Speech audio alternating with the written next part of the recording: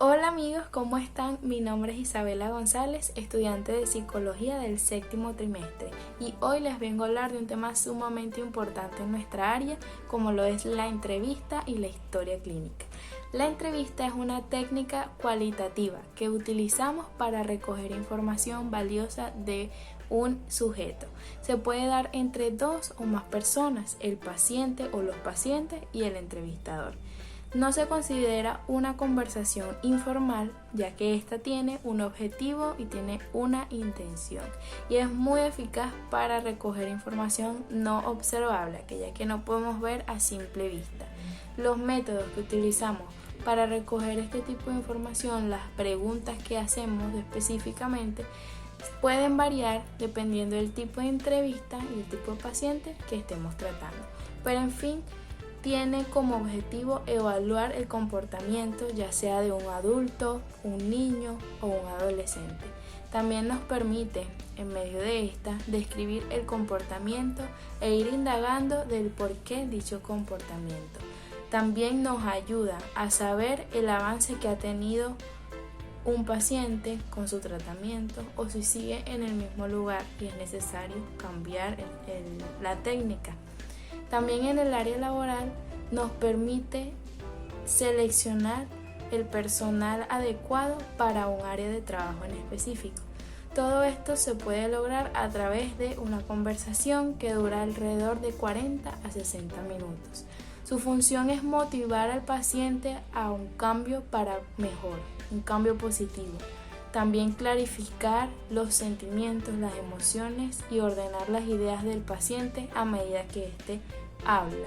Y también una función terapéutica, ya que los psicólogos damos alternativas al paciente y cambios de perspectiva para solucionar a un conflicto.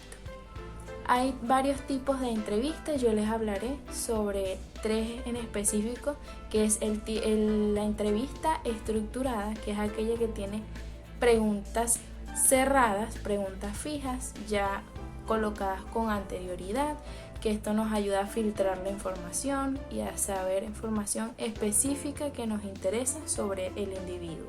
Está también la entrevista no estructurada, que es más libre, donde se hacen preguntas que salen al momento a medida que vamos escuchando al paciente, vamos haciendo cierto tipo de preguntas, siguen teniendo una intención y un objetivo.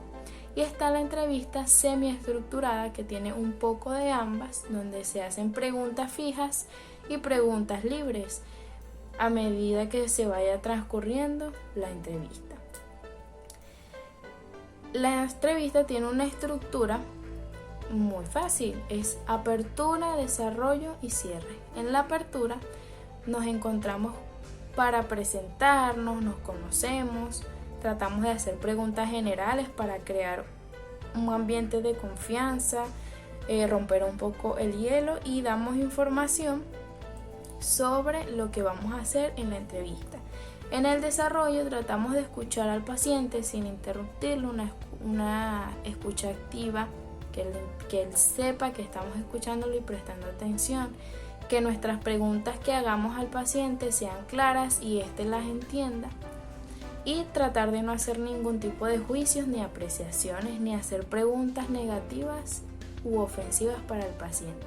De manera de cierre, hacemos que el paciente se sienta a gusto de venir o nuevamente a otra sesión, damos algunos tips, recomendaciones, damos un informe de los procesos posibles que podemos hacer para tratar el conflicto, y luego de eso hacemos anotaciones, posibles temas a preguntar para otras sesiones, entre otros. Hay una parte de la entrevista sumamente importante, que es el rapport.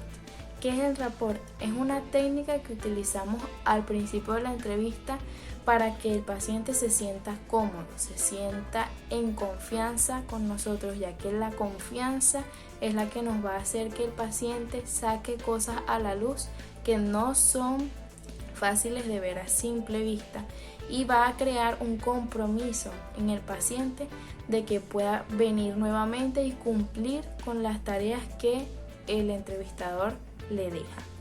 Esto se da a través de la escucha activa, de la calidez que tenga el terapeuta, la autenticidad, la empatía, esa capacidad de ponernos en el lugar de la otra persona y hacerle saber que lo entendemos y lo comprendemos y estamos dispuestos a colaborar para ayudar en su conflicto.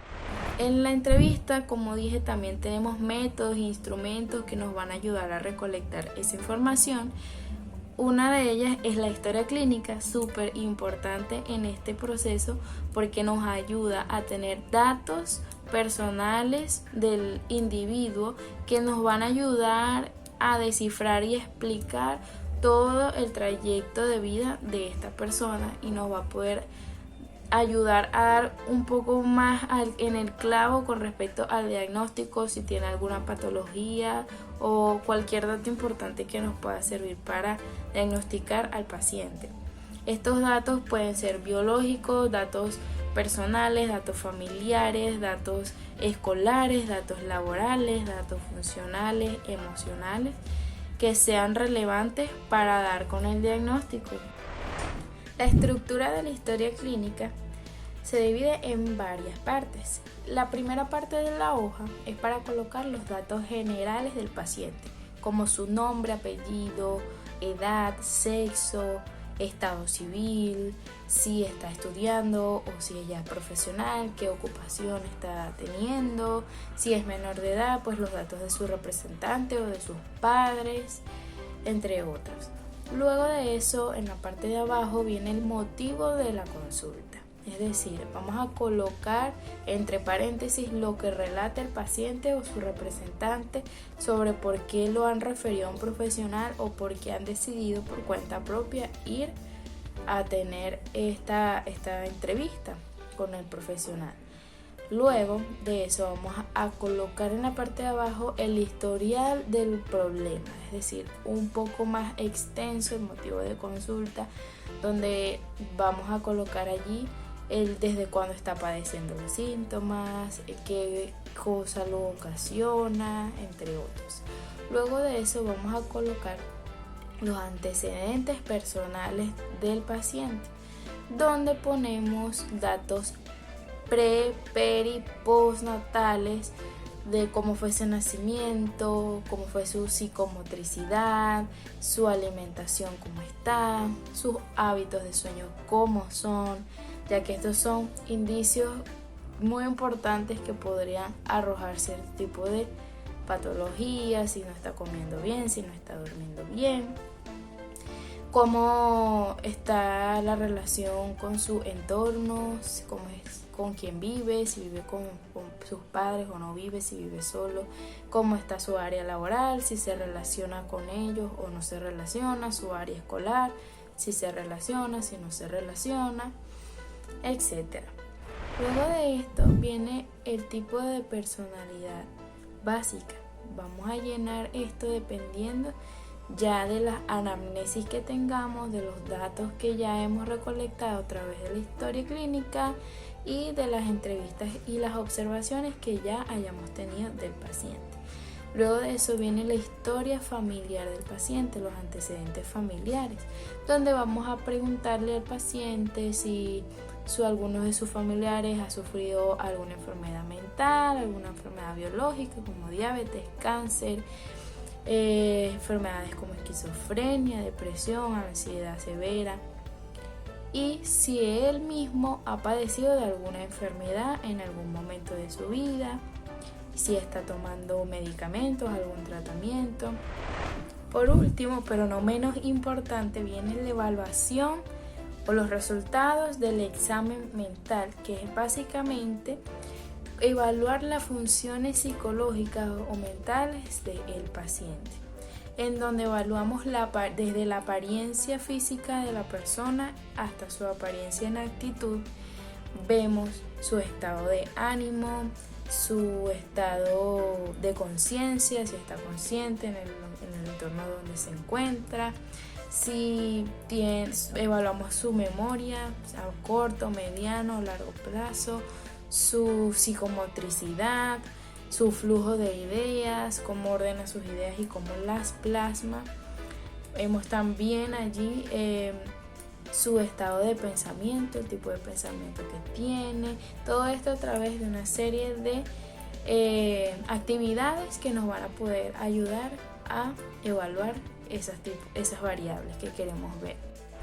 Y bueno, básicamente después de hacer ese examen mental, nos queda es analizar la información y poder dar nuestra impresión clínica, nuestro posible diagnóstico a través del análisis y fundamentarlo con nuestros manuales, como por ejemplo el DSM-5. Fundamentamos el posible caso que pueda tener el paciente, colocamos también ahí objetivos que podemos empezar a lograr a medida que transcurre la terapia con el paciente, las técnicas que podemos utilizar para lograr dichos objetivos y algunas recomendaciones y tips para el paciente y su representante en tal caso de que sea menor de edad.